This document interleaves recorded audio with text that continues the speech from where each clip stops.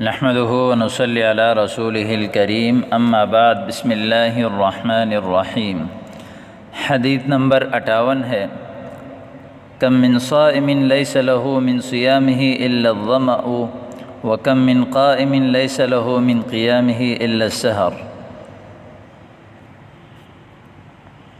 صائم روزہ دار کو کہتے ہیں۔ صام یصوم نصر ینصر سے ہے روزہ رکھنا۔ سیام یہ مصدر ہے۔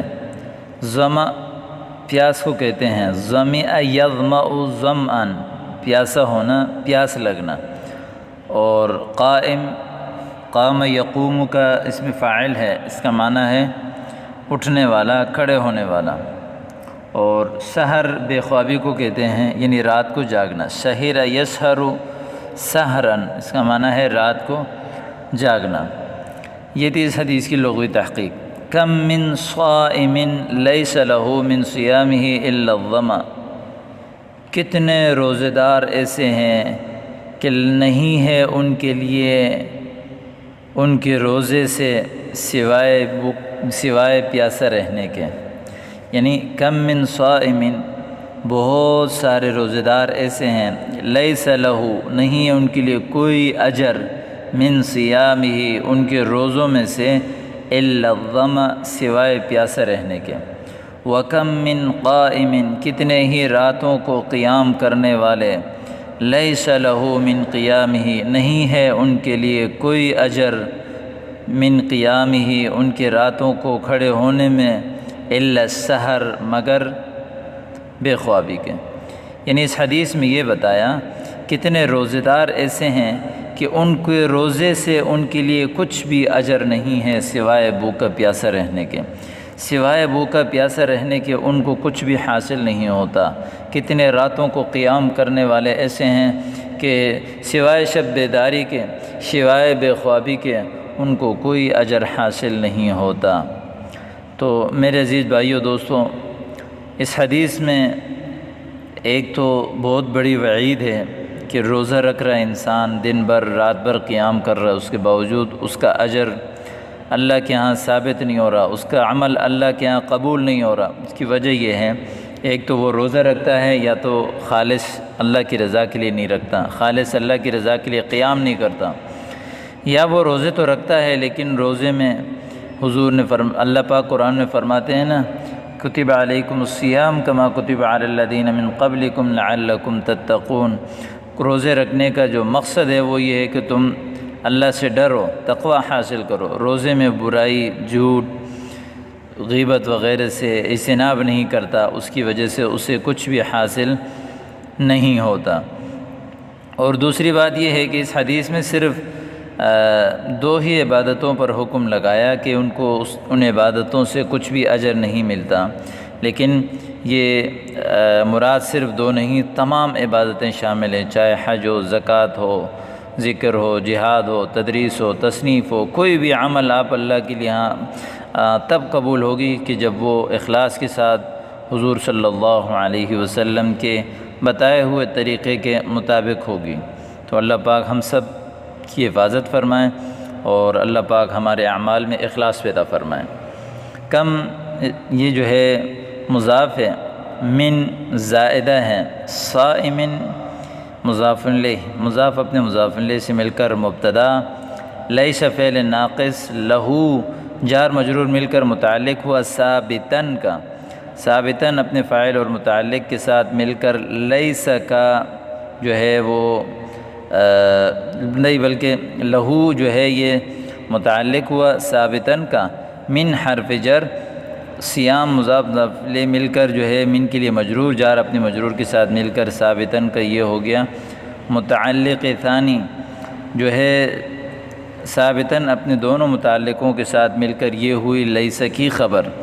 یہاں ہم نے مقدر ثابتاً اس لیے نکالا کہ جیسا اس کا عمل ہو، یعنی جو اعراب ہوتا ہے تو مقدر بھی ظرف بھی ایسے ہی نکالیں گے، چونکہ لیس اپنی خبر کو جو ہے وہ نصب دیتا ہے، تو اس وجہ سے ثابتاً جو ہے وہ ہم نے مقدر نکالا، اگر رفع دیتا تو ہم ثابتن نکال لیتے ہیں، تو اس لیے اس مسئلے کو سمجھیں۔ الا استثناء لغو الظمأ جو ہے وہ لیسا کی اسم، لیسا اپنے اسم اور خبر کے ساتھ مل کر پھر یہ خبر ہوا جو ہے مبتدا کا، مبتدا اپنے خبر کے ساتھ مل کر جملہ اسمیہ خبریہ ہو کر معطوف علیہ۔ یہی ترکیب آگے ہے، کم مضاف اور من زائدہ قائم مضاف الیہ، مضاف اپنے مضاف الیہ کے ساتھ مل کر مبتدا، لیس فعل ناقص، لہو من قیامہ، یہ دونوں متعلق ہوئے ثابتاً کا، الا استثناء لغو، السحر یہ ہو گیا لیسا کی اسم، لیسا اپنی اسم اور خبر کے ساتھ مل کر جملہ اسمیہ خبریہ۔ اگلی حدیث ہے، من حسن اسلام المرء ترکہ ما لا یعنی، حسن حسن یحسن کرما سے اچھا ہونا، اور اسلام کو کہتے ہیں، مر یہ ضد ہے مرأت یعنی امرأہ کی، مرد کو کہتے ہیں مر، ترک یترکو سے نصرہ سے چھوڑنا، لا یعنی بے فائدہ چیز کو کہتے ہیں۔ من حسن اسلام المرء ترکہ ما لا یعنی، انسان کی اسلام کی خوبیوں میں سے ہے کہ وہ بے فائدہ چیزوں کو چھوڑ دے۔ من حسن اسلام المرء، کہ انسان کی اسلام کی خوبیوں میں سے ہے کہ ترکہ ما لا یعنی، کہ وہ ان چیزوں کو چھوڑ دیں جو اس کے لیے فائدے نہیں ہیں، ما لا یعنی ہی یعنی جس میں ان کے لیے کچھ بھی فائدہ نہیں ہے۔ یعنی اسلام کی خوبی میں سے، کسی کے اسلام کی خوبی میں سے سب سے بڑی خوبی یہ ہے کہ ترکہ ما لا یعنی ہی، جو وہ چیزیں چھوڑ دیں جس میں اس کے لیے کوئی فائدہ نہیں ہے۔ امام نووی رحمہ اللہ فرماتے ہیں کہ یہ بہت جامع حدیث ہے، ان 4 احادیث میں سے ہے جن پر اسلام کی جو ہے وہ بنیاد ہے۔ لا یعنی اس کو کہتے ہیں جس میں نہ دینی ضرورت ہو نہ دنیاوی ضرورت ہو، نہ دینی فائدہ ہو نہ دنیاوی فائدہ ہو۔ اس لیے اللہ نے انسان کو اشرف المخلوقات بنایا، سب سے یعنی مخلوق میں سب سے افضل مخلوق ہے، اس کو چاہیے کہ وہ اپنی گھڑیوں کو قیمتی بنائے اور فضول چیزوں میں جو ہے وہ اپنے آپ کو ضائع نہ کر دے۔ تو من حرف جار، حسنی مضاف، اسلام مضاف الیہ مضاف، المرء مضاف الیہ، دو تمام مضاف الیہ، مضاف اپنے مضاف الیہ کے ساتھ مل کر یہ ہو گیا من جار کے لیے مجرور، جار اپنے مجرور کے ساتھ مل کر یہ ہو گیا متعلق محذوف کا، اور متعلق ہو کر یہ خبر مقدم، ترک مضاف، ہو ضمیر مضاف الیہ، اور مضاف اپنے مضاف الیہ کے ساتھ مل کر، بلکہ ترک مصدر مضاف ہے، ہو ضمیر جو ہے مضاف الیہ ہے، ترک مصدر ہے ترک یترکو کا، اور ما موصول، لا یعنی فعل فاعل اور مفعول، لا یعنی فعل، ہو ضمیر فاعل، ہی ضمیر جو ہے وہ مفعول بھی، فعل اپنے فاعل اور مفعول بھی کے ساتھ مل کر صلہ، موصول اپنے صلے کے ساتھ مل کر مفعول، ترک مصدر اپنے مضاف الیہ اور مفعول کے ساتھ مل کر یہ ہو گیا مبتدا مؤخر، مبتدا اپنے خبر کے ساتھ مل کر جملہ اسمیہ خبریہ۔ اگلی حدیث ہے، الا کلکم راع وکلکم مسئول عن رعیتہ۔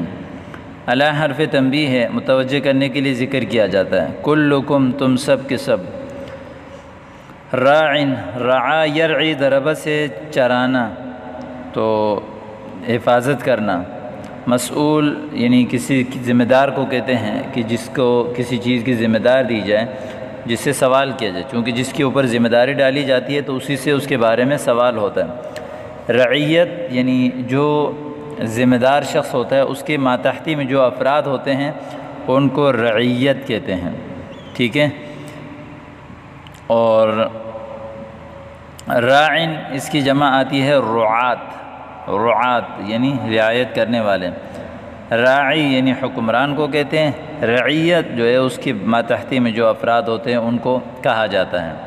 حدیث کا ترجمہ ہے، الا خبردار، کلکم راعن، تم میں سے ہر ایک نگہبان ہے، تم میں سے ہر ایک ذمہ دار ہے، وکلکم مسئول عن رعیتہ، اور تم میں سے ہر ایک سے اس کی ذمہ داری کے بارے میں سوال کیا جائے گا، تم میں سے ہر ایک سے اس کی ذمہ داری کے بارے میں سوال کیا جائے گا۔ تو اس حدیث میں مسلمانوں کو ایک ان کی اہم ذمہ داری کی طرف متوجہ کیا گیا ہے کہ انسان مسلمانوں کے اوپر تبلیغ کی جو ذمہ داری ہے کہ دین کو آگے دوسروں تک پہنچانا، وہ ذمہ داری ادا کرنا۔ اسی طرح اللہ نے ہر مسلمان کو جو ہے وہ راعی بنایا ہے۔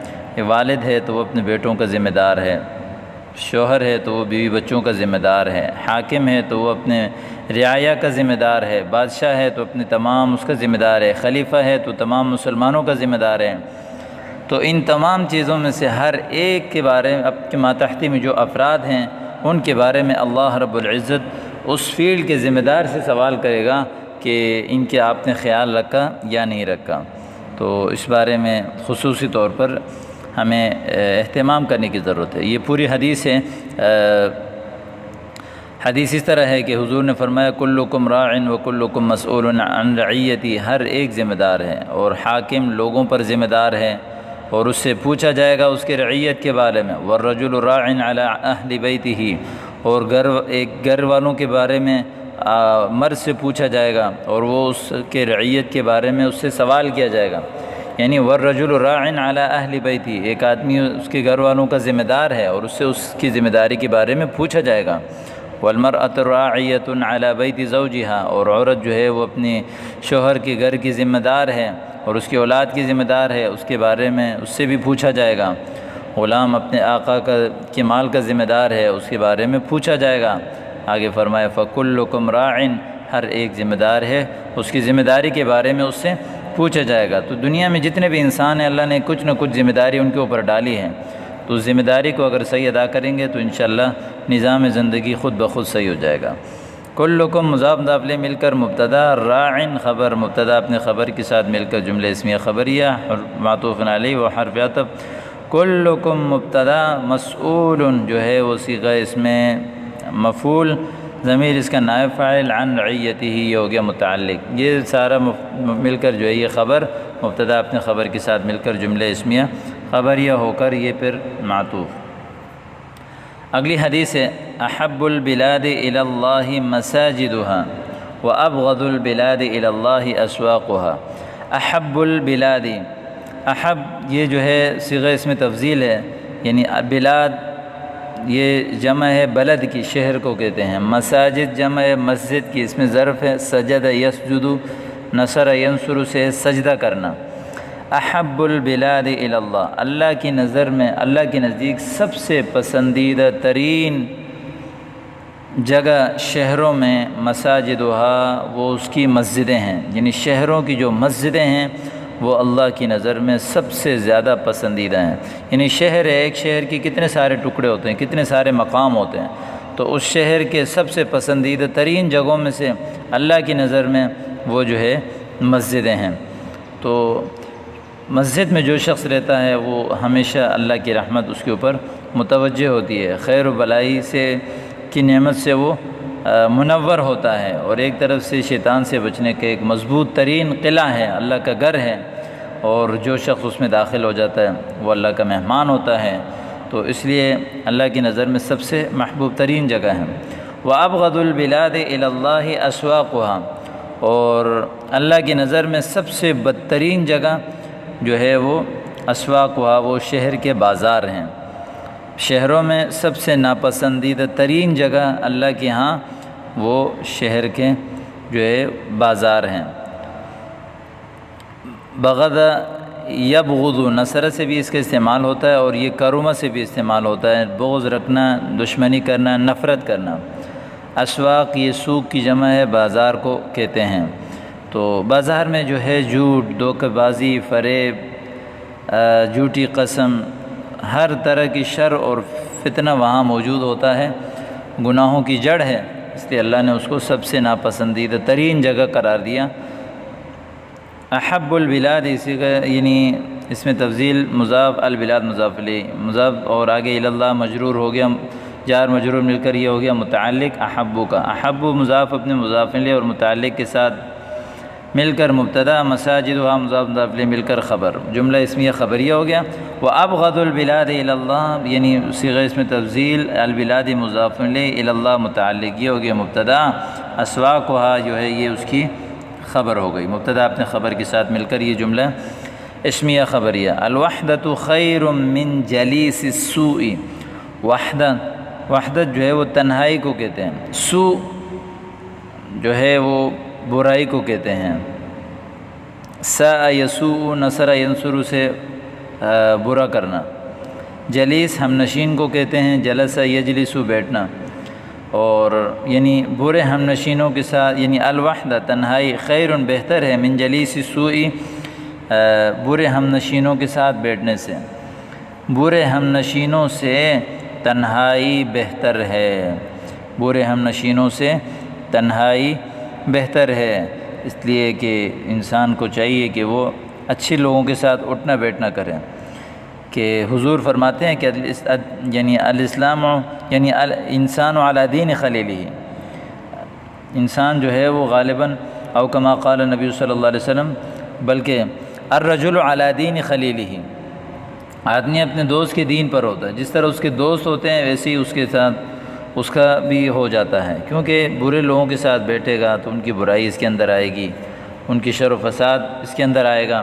تو اس لیے حضور نے فرمایا کہ برے دوستوں کے ساتھ بیٹھنے سے تنہا بیٹھنا جو ہے وہ زیادہ بہتر ہے۔ الوحدہ مبتدا، خیر صیغہ اسم تفضیل، ضمیر اس کا فاعل، من حرف جر جلیس السوء، مضاف مضاف الیہ مل کر مجرور، جار مجرور مل کر متعلق ہوا، خیر کا خیر اس میں تفضیل اپنے فاعل اور متعلق کے ساتھ مل کر خبر، مبتدا اپنے خبر کے ساتھ مل کر یہ ہو گیا جملہ اسمیہ خبریہ۔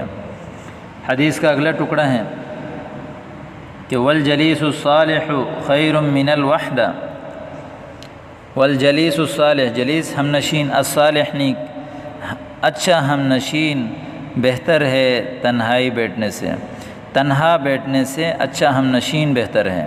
آدمی تنہا بیٹھتا ہے اس سے اچھا ہے کہ کسی اچھے لوگوں کے ساتھ بیٹھے گا تو ان سے اچھائی سیکھے گا، خیر سیکھے گا، اچھے کاموں کی طرف اس کی رغبت ہوگی، تو اس لیے فرمایا کہ تنہا بیٹھنے سے اچھے ہم نشین زیادہ بہتر ہے۔ والجلیس الصالح موصوف صفت مل کر یہ ہو گیا مبتدا، خیر صیغہ اسم تفضیل، ضمیر اس کا فاعل، من الوحدہ متعلق یہ ہو گیا اس کی خبر، مبتدا اپنے خبر کے ساتھ مل کر جملہ اسمیہ خبریہ۔